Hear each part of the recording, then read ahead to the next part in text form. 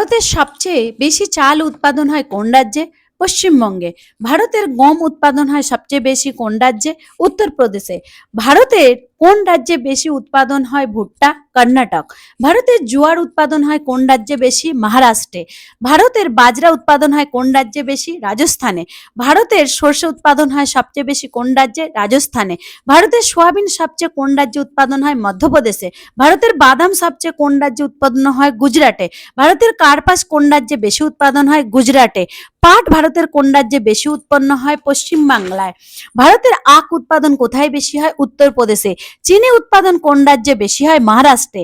তামাক ভারতের কোন রাজ্যে বেশি উৎপাদন হয়? অন্ধ্রপ্রদেশে। ভারতের চা উৎপাদন বেশি হয় কোন রাজ্যে? আসামে। ভারতের কফি উৎপাদন অঞ্চল কোনটা? কর্ণাটক। ভারতের মশলা উৎপাদক অঞ্চল কোনটা? মধ্যপ্রদেশ। ভারতের গোলমরিচ উৎপাদক কোন রাজ্য? কেরল। ভারতের আদা সবচেয়ে কোন রাজ্যে উৎপাদন হয়? মেঘালয়। হলুদ সবচেয়ে কোন রাজ্যে পাওয়া যায়? তেলেঙ্গানায়। আলু ভারতের সবচেয়ে কোন রাজ্যে বেশি পাওয়া যায়? উত্তরপ্রদেশে।